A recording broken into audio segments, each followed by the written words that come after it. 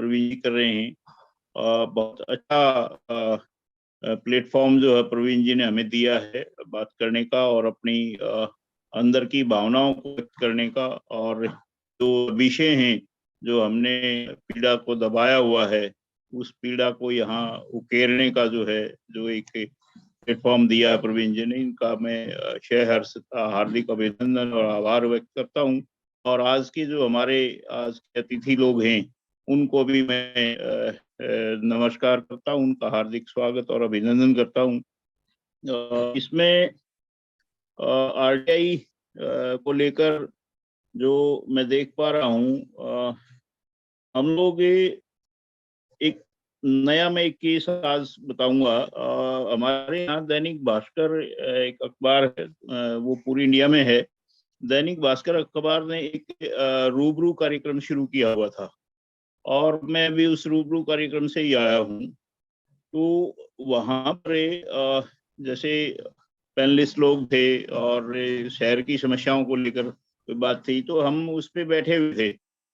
तभी एक कोई एनजीओ कोई संस्था के 2-3-4 लोग वो आए और उन्होंने कहा जी हम बच्ची मिली है, बच्ची लगभग 16 साल की थी। तो उस बच्ची को 3 दिन हो गए वो लेकर कभी पुलिस के पास जाते हैं, पुलिस ने उसकी एफआईआर लॉज डीडीआर लॉज की हुई है गुमशुदगी की, और उसके बावजूद जो है उन्होंने बच्ची को कोई रेस्पॉन्स नहीं दिया और ये कहा उनको भगा दो इनको यहाँ से। और उसके बाद जो है वो उसको लेकर किसी ने बताया कि भाई आप किसी बाल आश्रम में लेकर चले जाएं, तो वो वहां पर गए, लेकिन वो बाल आश्रम में भी जो है उन्होंने नहीं लिया कि हमें तो ऑर्डर चाहिए यहाँ लेने रखने के लिए।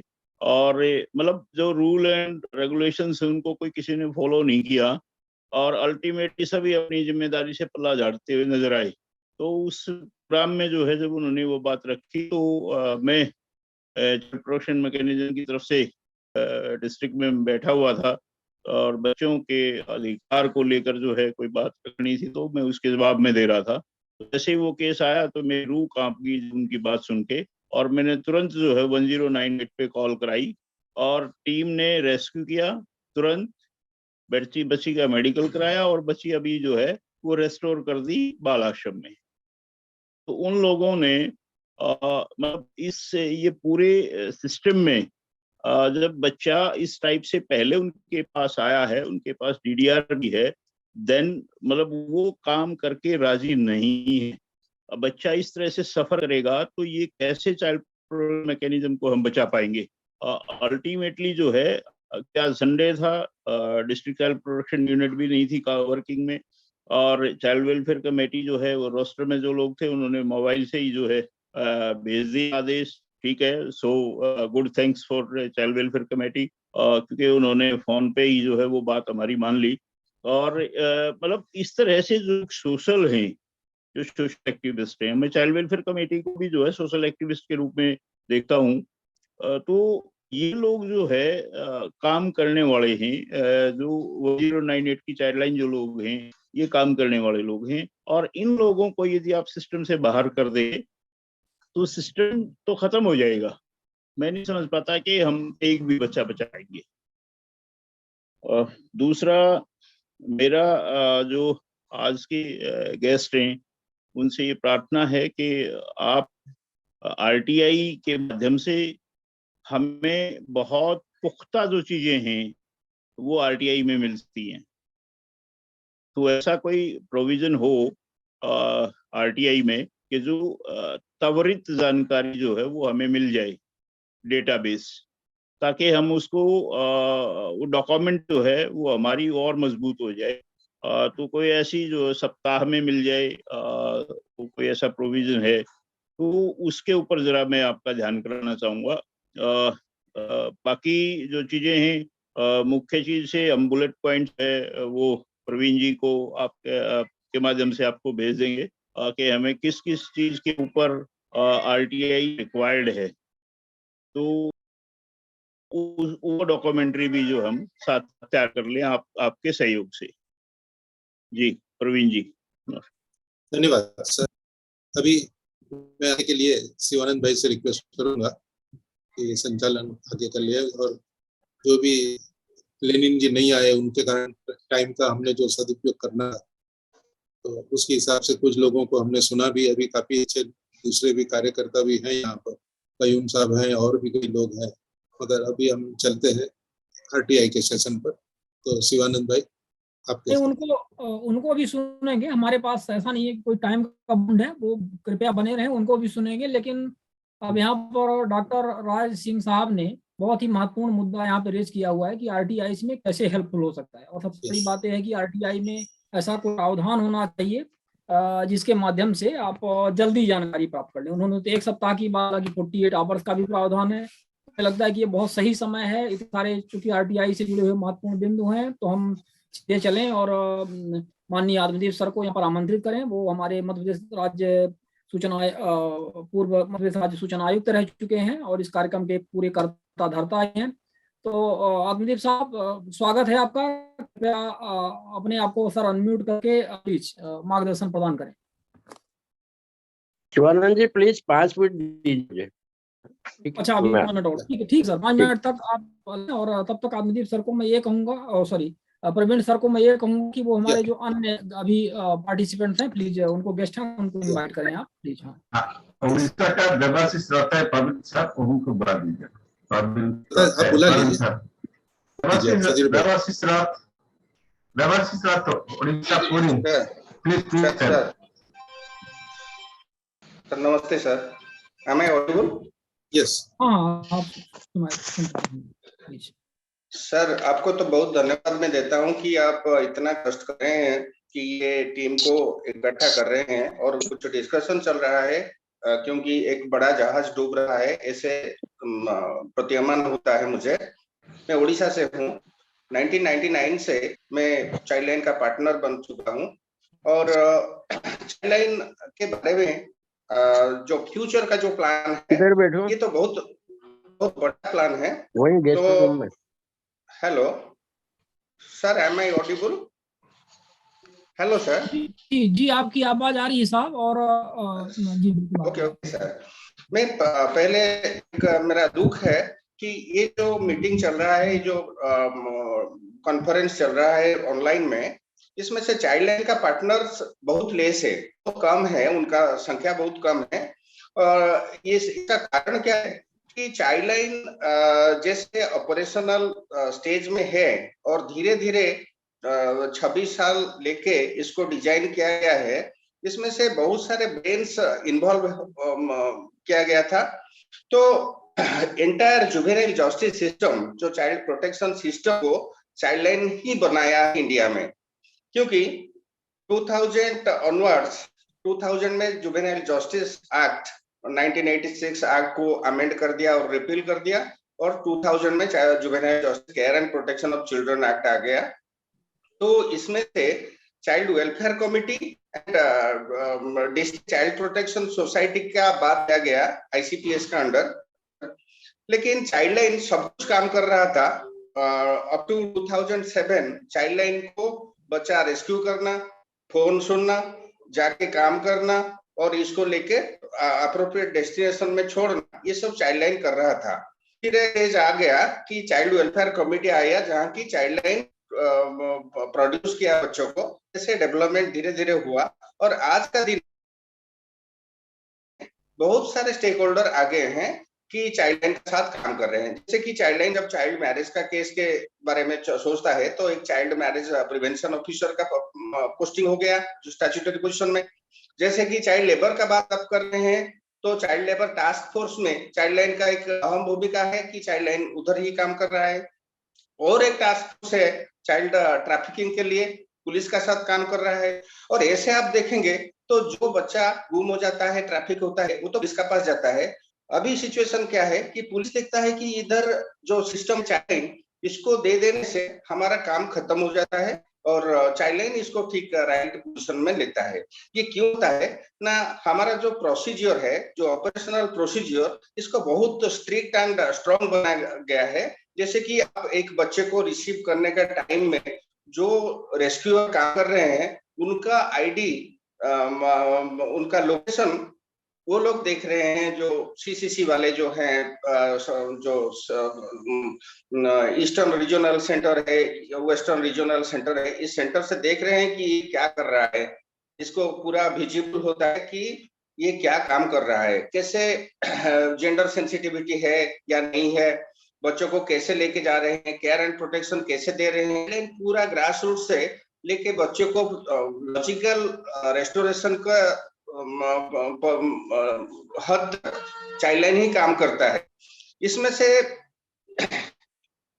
दो बात है, एक बात है कि इसको इंटीग्रेट किया जाता है 112 में, ठीक है, इंटीग्रेशन हो जाना चाहिए, 112 इंटीग्रेट हो गया तो इसमें से जो मैन पावर चाहिए कि एक 112 कल पुलिस का एसएपयू मीटिंग था, इस ट्रेनिंग सेशन में पुलिस ही बोल रहा था कि जब गाय गुम हो जाएगा पुलिस करेगा, जब घर से कोई चला गया तो पुलिस करेगा, जब कोई बच्चा छोड़ दिया तो पुलिस करेगा। पुलिस कितना करेगा, जब हाईवे 1000 किलोमीटर बढ़ा दिया गया है तो पुलिस ही ट्रैफिक काम करेगा। ये सब पुलिस को कहते हैं, पुलिस का प्रॉब्लम अभी शुरू होता है। और दूसरा बात है कि ये सेंसिटिव डाटा को रिकॉर्ड करने के लिए 112 में इंटीग्रेट किया जाता है, ठीक है, लेकिन जो ग्रास रूट्स में जो काम है वो काम कौन करेगा? ये तो एप्लीकेशन लिखने का काम नहीं है, ये तो इंटेलेक्चुअल काम है, लीगल इश्यूज है, फिर बच्चे का सर्वाइवल का क्वेश्चन है। ये सब एक यूनिट करता है जिसका तनख्वाह जो उनको मिल रहा है वो मिनिमम वेजेस एक्ट से नीचे है। शायद गवर्नमेंट सोच रहा है कि उनका तनख्वाह भी ठीक होना चाहिए, मिनिमम वेजेस मिलना चाहिए, क्योंकि ये सब रिसर्चर है, ये ऑर्डिनरी कोई लेबर क्लास का लोग नहीं है, ये सब ग्रेजुएट्स, पोस्ट ग्रेजुएट्स, पीएचडी वाले ये सब चाइल्ड लाइन में काम कर रहे हैं। उनका 6000 से 8000 तक तनख्वाह है और एक कोऑर्डिनेटर को 14000 मिलता है, जो कि 24 घंटा बिजी रहता है और डायरेक्टर तो पूरा मरता है इसमें। ये सिस्टम को और डेवलप करना चाहिए था। तो कैसे करेंगे, प्रॉब्लम क्या क्या है? ये अभी तक जो सिस्टम हम देख रहे हैं ये इनकम्प्लीट है। जुवेनाइल जस्टिस सिस्टम में आप जब एक बच्चे को लेके आते हैं तो उसके लिए शेल्टर होम नहीं है, उसको एडजस्ट करते हैं। ये सब आईएस प्रोग्राम चल रहा है। दूसरा बात है लो पेमेंट का बात तो मैं कर दिया है। जो new challenge from cyber space में जो बच्चों का जो एक्सप्लॉयटेशन चल रहा है, इसको वॉच करने के लिए और टेक्नोलॉजी का जरूरत है और पुलिस का कोऑर्डिनेशन एंड कोऑपरेशन चाहिए। इसमें भी चाइल्ड लाइन काम कर रहा है। कब क्रॉस बॉर्डर ट्रैफिकिंग में जो प्रॉब्लम्स अभी आगे वाला प्रॉब्लम जो है, जो बांग्लादेश नेपाल से आते हैं उनको छोड़ने के लिए कोई बंदोबस्त नहीं है। आप चाइल्ड लाइन 9 महीना 10 महीना 1 साल तक बच्चों को रखता है शेल्टर होम में, क्योंकि उनको छोड़ने के लिए, रिपाट्रिएट करने के लिए कोई भी विजिबल सिस्टम नहीं है, सब रन अवे होते हैं। इसको एड्रेस करने के लिए जो टाइम आया, इस टाइम में चाइल्ड लाइन को डुबा दिया गया है, क्योंकि अभी तक आज भी चाइल्ड लाइन काम कर रहा है, आज भी रेस्क्यू चल रहा है, लेकिन they do not know what is the future of child line. Child line डूबेगा नहीं डूबेगा, ये लोग रहेंगे या नहीं रहेंगे। देखिए एक बात है कि चाइल्ड लाइन में जो काम कर रहे हैं ये बहुत इंटेलिजेंट लोग हैं, उनका हार्ट है, वो और कुछ कर पाएंगे। जब सर्वाइवल लाइवलीहुड का क्वेश्चन आता है तो चाइल्ड लोगों को बेकार नहीं रहेंगे, वो काम करेंगे, जरूर काम करेंगे, दूसरा कोई काम कर लेंगे।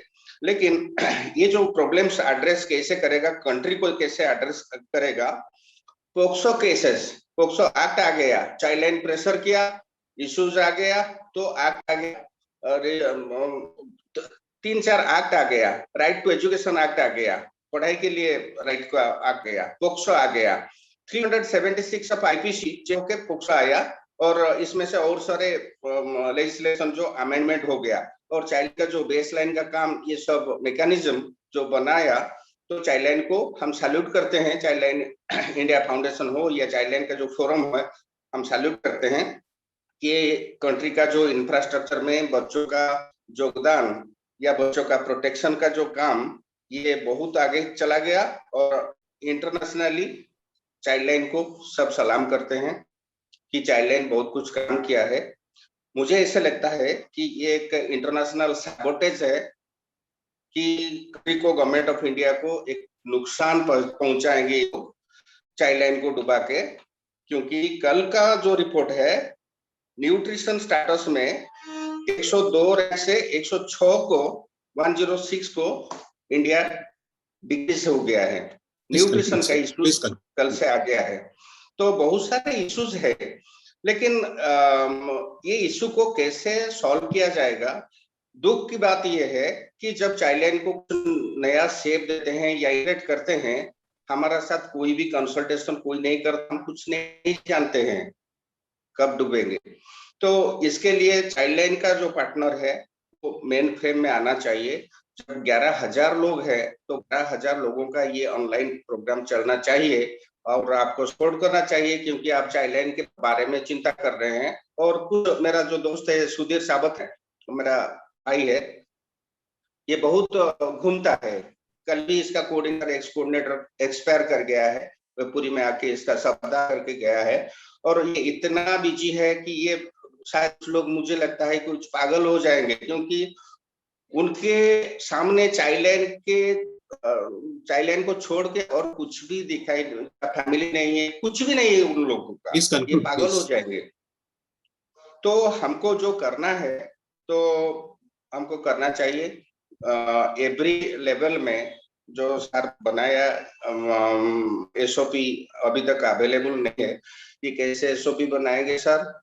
जब आप कहेंगे कि एक हावड़ा ब्रिज बनाओ, हमारा टेक्नोलॉजी इतना साउंड है कि ये हावड़ा ब्रिज का 5 गुना ब्रिज बना दे, लेकिन पुराना हावड़ा ब्रिज को खोल के फिर जोड़ नहीं सकते। चाइल्डलाइन ऐसे ही टेक्नोलॉजी है जो पब्लिक टेक्नोलॉजी है, पीपुल्स पावर में जो चल रहा है।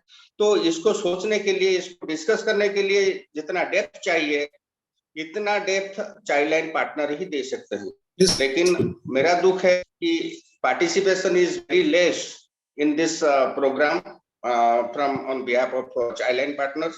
मैं सुधीर को रिक्वेस्ट करूंगा कि ओडिशा का सबको ही पार्टनर को इनिशिएट और इन्फॉर्म करे, और जब चाहेंगे तो हम दिल्ली जाएंगे। दिल्ली में फिजिकल प्रोग्राम होगा, तो इसमें से हम मैकेनिज्म के बारे में डिस्कस करेंगे। गवर्नमेंट ऑफ इंडिया कैसे सोचता है कि ये मैकेनिज्म को कैसे बनाएंगे। Please conclude. Thank you please. तो देने से मुझे बहुत धन्यवाद देता हूँ सर। आप बहुत अच्छा काम कर रहे हैं कि जो साइलेंट लोगों को बताने के लिए सुझाव देते हैं। धन्यवाद ओडिशा से। धन्यवाद शिवानंद भाई, एक मिनट लेता हूँ। ये जो बात आई है उसमें पुलिस का फेस सबसे इम्पोर्टेंट बात है। पुलिस के पास सबको भेजते हैं, पुलिस का फेस क्या है। कल जो वेबिनार था, 2 सांसद आए थे, फॉर्मर चीफ जस्टिस भी आए थे, तो उनका सबका ये कहना है पुलिस यदि मेरे दरवाजे पे आके खड़ी होती है तो मैं भी थोड़ा सा डर जाता हूँ, तो बच्चों का क्या होगा। तो ये चाइल्ड लाइन को पुलिस के साथ देना ये सरासर है कि that should not be done.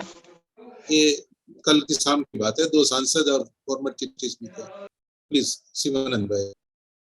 जी बिल्कुल, आप लोगों का कंसर्न जो है वो जायज है और इस विषय पर बात आगे भी रखी जानी चाहिए। और जिस तरह से हमारे पहले साथी ने बताया कि और भी लोगों को इसमें आने की जरूरत है। तो बहुत बहुत धन्यवाद आप सभी का। हमारे बीच में आत्मदीप सर हैं। आत्मदीप सर, आप रेडी हैं क्या? अनिल कुमार जी, प्लीज अपने आप को आप लोग अनम्यूट करें, रिम्यूट करके रखें, तो दिक्कत हो जाएगी इस तरह से।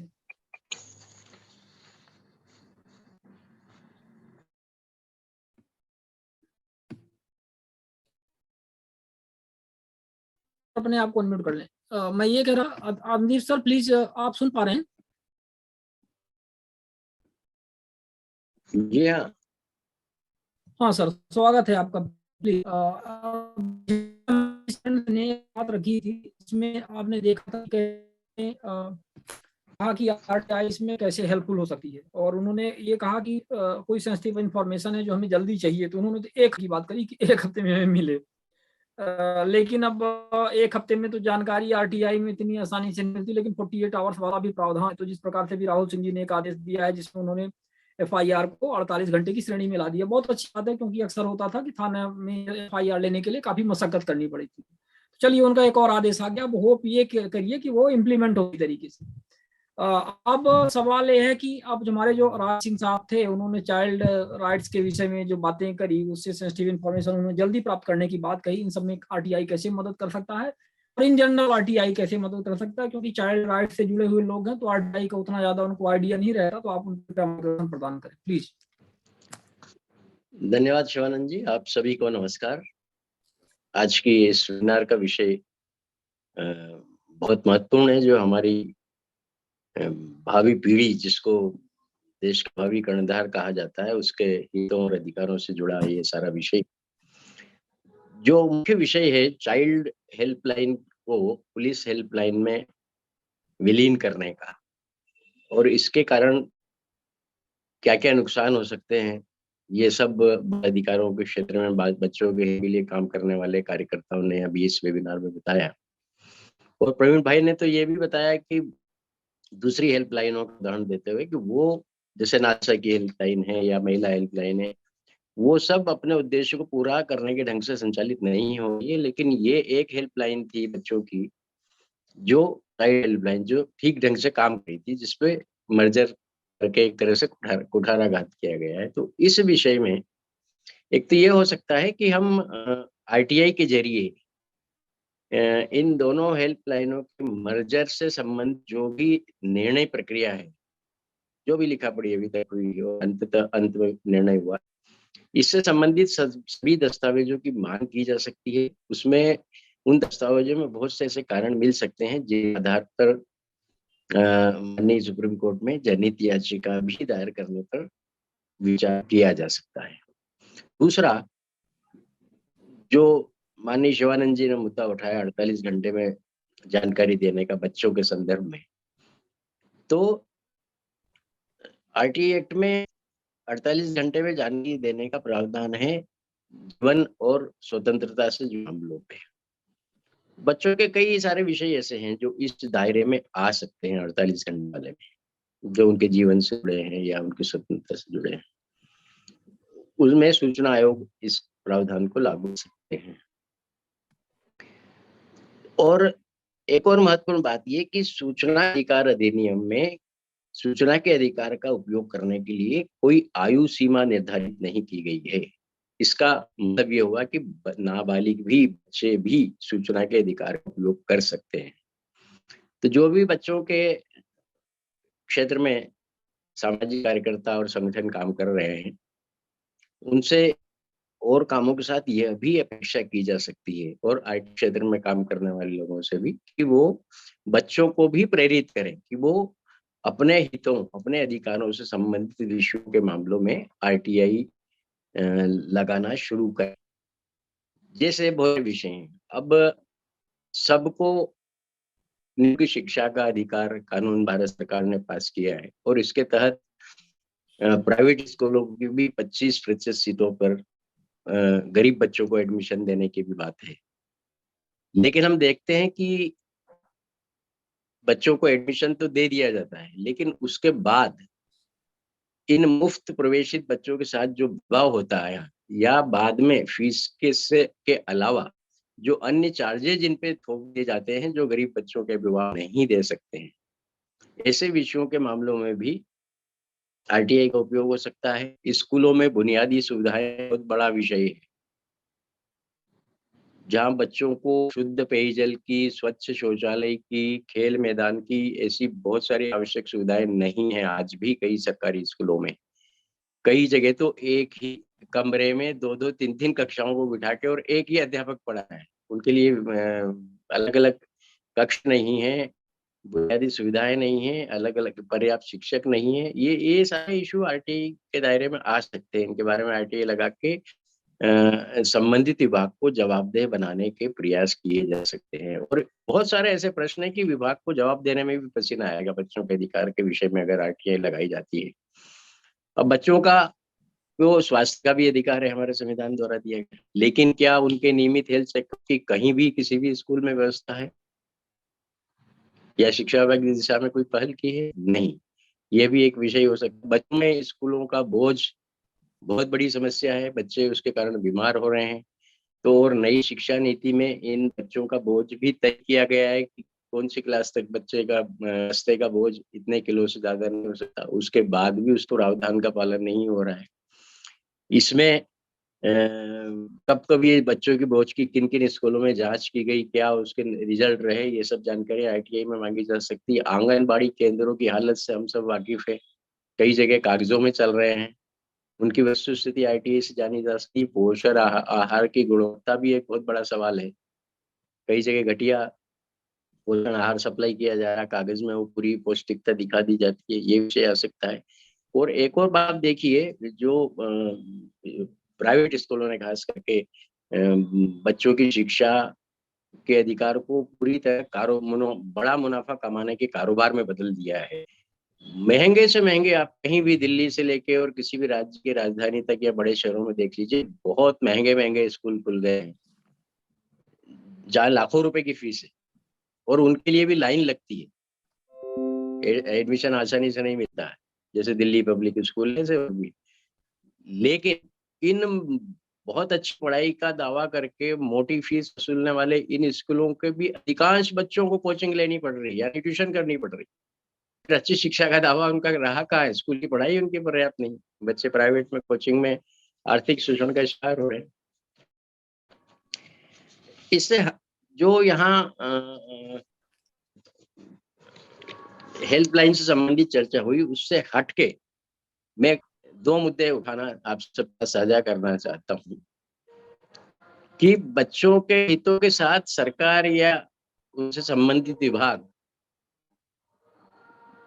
तो खिलवाड़ कर ही रहे हैं, लेकिन हमारा समाज, हमारा परिवार, हमारे अभिभावक भी, जिनकी प्राथमिक जिम्मेदारी है बच्चों के प्रति, उसके निर्वहन में कहीं कहीं चूक कर रहे हैं।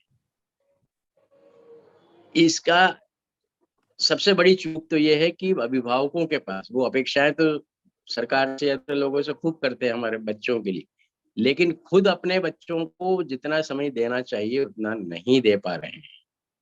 माँ बाप का प्राथमिक कर्तव्य है कि अपने बच्चे के साथ गुणवत्तापूर्ण समय बिताएं, उनसे प्रेम से बातचीत करके उनकी कठिनाइयां जाने, उनका मार्गदर्शन करें, अपनी संतान को अच्छे संस्कार देके उनको अच्छा इंसान और जिम्मेदार नागरिक बनाए।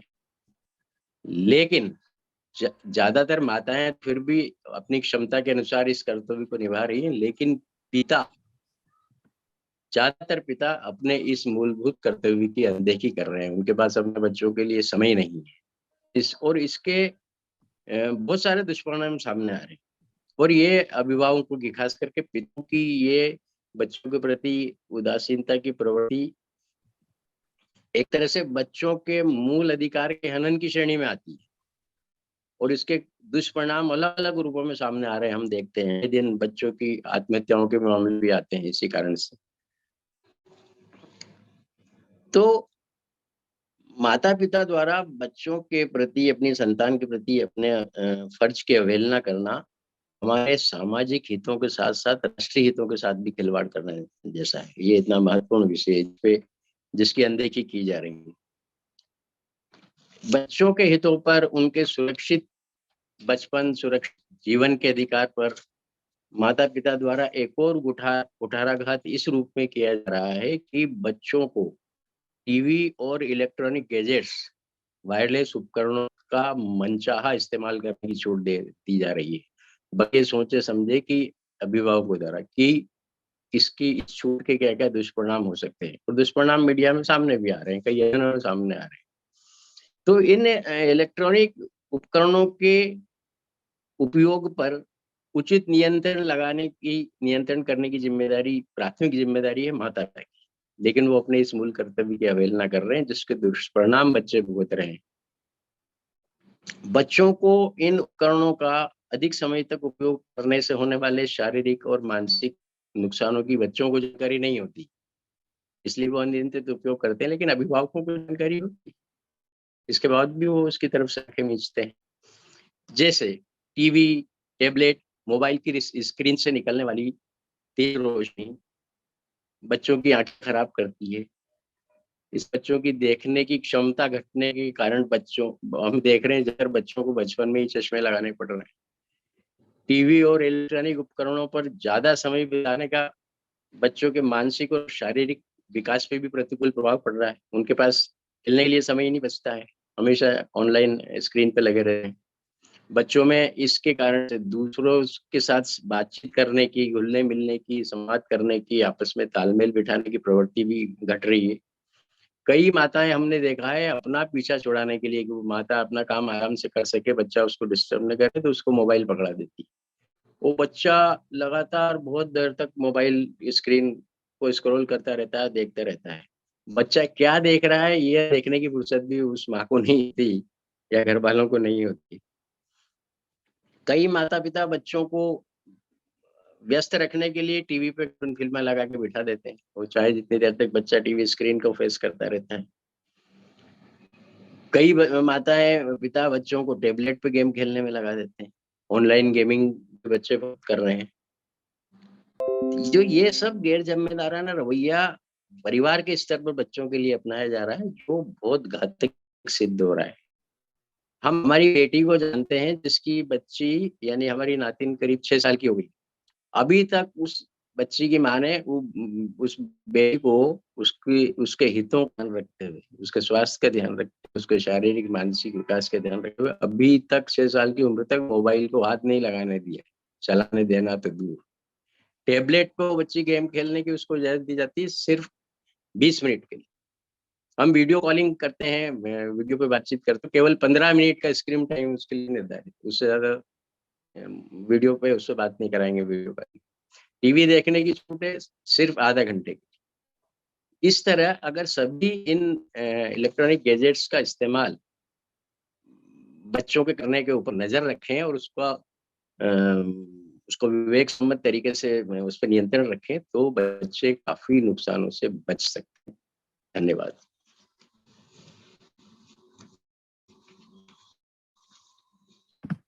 जी आदमी सर बहुत बहुत धन्यवाद। आपने बहुत ही महत्वपूर्ण बिंदुओं पर प्रकाश डाला, बच्चों के स्वास्थ्य से लेकर के उनके अधिकारों और सब और उनके पेरेंट्स के दायित्व कर्तव्य, और आपने भी बताया कि कैसे AI के माध्यम से विशेष पर जो कुछ RTI चाइल्ड राइट से जुड़े हुए हमारे यहाँ पर अतिथि थे, उन्होंने बात की थी कि RTI कैसे हेल्पफुल हो सकता है। RTI निश्चित तौर पर काफी हो सकता है, जैसा कि